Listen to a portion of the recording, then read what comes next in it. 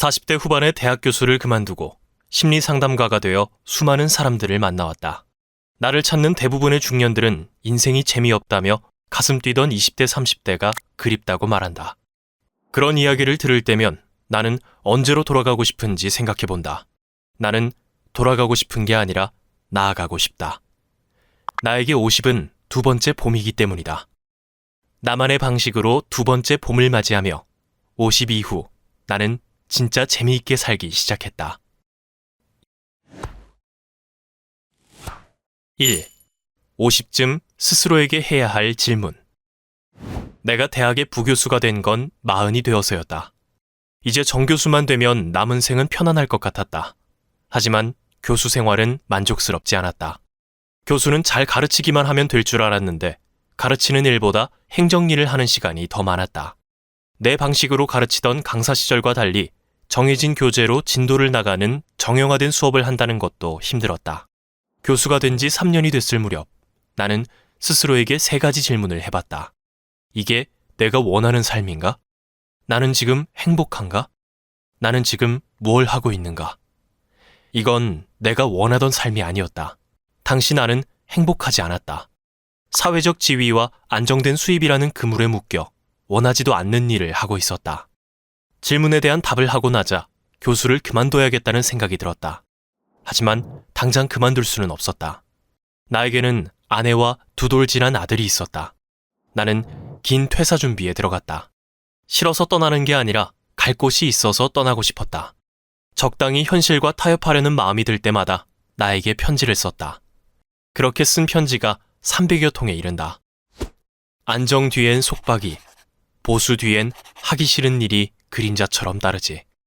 불안정에 대한 두려움이 있겠지만 요즘 내가 하는 노력이 가져올 미래를 믿는다. 퇴사 준비를 마치는데 꼬박 5년이 걸렸다. 5년 동안 몇 권의 책을 썼고 라디오에 출연해 심리 상담을 했다. 내 도움이 필요한 사람들을 위해 강연을 하고 유튜브 영상도 찍었다. 퇴사 준비를 마친 후 교수를 그만두었다. 그 후 벌써 10년이 지났다. 경제적으로 불안정하고 때로는 두렵기도 하지만 교수직을 그만둔 것을 후회하지 않는다. 원하는 일을 하며 재미있게 살고 있기 때문이다. 50쯤 되면 스스로에게 3가지 질문을 해보자. 모든 질문에 만족할 만한 답을 할 수 있어야 인생 후반전을 재미있게 보낼 수 있다. 2. 부부 사이에 절대 하면 안 되는 말. 먼저 세상을 떠나는 남편의 이야기를 담은 다큐 프로그램을 아내와 함께 보는 중이었다. 내가 아내에게 물었다. 여보, 내가 먼저 세상을 떠난다면 당신에게 무슨 말을 남겼으면 좋겠어? 그러자 아내가 이렇게 대답했다. 지금까지 들을 말 다 들었으니 애쓰지 말고 편히 떠나요. 나는 아내 말에 큰 소리로 웃었다. 20년 결혼 생활을 하면서 내가 아내에게 가장 마음을 많이 쓴 것은 말이었다. 내가 아내에게 자주 하는 말 3가지가 있다. 첫 번째는 당신이니까 이 정도 하지이다. 겨우 이 정도밖에 못했어 라는 말은 듣는 사람을 발끈하게 만든다. 요리든 일이든 아내가 한 것에 대해서는 당신이니까 이 정도 하지 라고 말한다. 이 말에 아내는 안정감과 자신감을 느낀다. 두 번째, 당신이 제일 예쁘다이다. 남편이 예쁘다 예쁘다 하면 아내는 스스로도 예쁘다고 생각하게 된다. 그것은 남편도 마찬가지다. 마지막은 내가 복이 많아서 당신을 만났지다. 아내가 날 위해 마음을 써줄 때마다 이 말을 잊지 않고 한다. 아내는 그런 마음을 가진 나에게 고마워한다. 나도 그 말을 할 때마다 아내처럼 좋은 사람을 만난 건 내 인생 가장 큰 행운이라는 생각을 한다. 50이 넘으면 서서히 자녀들이 독립하고 오롯이 내 옆에 남는 사람은 배우자뿐이다. 그래서 부부관계가 가장 좋아야 하는 때는 50 이후다. 상대의 마음을 헤아리고 고마움을 전하며 서로 존중하는 사랑을 한다면 50 이후 부부 생활은 더 반짝이지 않을까? 3. 나이 들고 찾아오는 서운함을 잊는 법. 50이 넘으면 섭섭했던 일들이 떠오르기 시작한다. 나를 배신했던 사람이 더 미워지고 가슴 아팠던 기억들이 새삼스레 소환되기도 한다.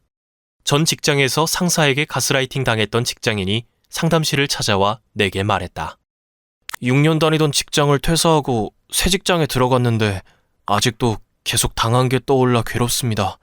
어떻게 하죠? 나는 그에게 물었다. 건널목에서 열차가 지나가면 어떻게 해야 하죠? 멈춰야죠. 맞습니다. 멈춰서 열차가 지나가길 기다려야죠.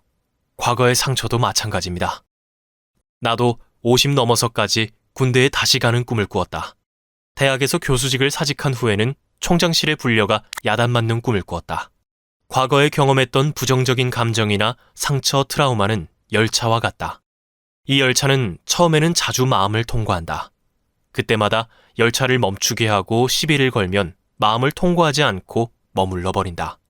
열차는 통과해야 하고 나는 멈추고 바라봐야 한다. 그런 과정이 지나면 열차가 덜 지나간다. 나중에는 내 삶에 영향을 미치지 못할 빈도로 어쩌다 한번 찾아온다. 서운한 게 정상이야. 미운 게 당연하지. 그때 지나가는 열차를 담담히 지켜보면서 내 감정을 인정하고 마음을 다독여주면 상처는 조금씩 치유된다. 50 이후는 나를 위한 삶을 살 수 있는 황금기다. 내가 가장 좋아하는 것으로 일상을 채우며 인생에서 가장 재미있는 시기로 만들면 좋겠다. 세상이 바라는 정답이 아닌 나만의 이유를 찾아 내가 좋아하는 것을 하며 멋지게 나이 드는 법 38가지. 50. 나는 재미있게 살기로 했다. 이 콘텐츠가 도움이 되었다면 구독과 좋아요를 눌러주세요.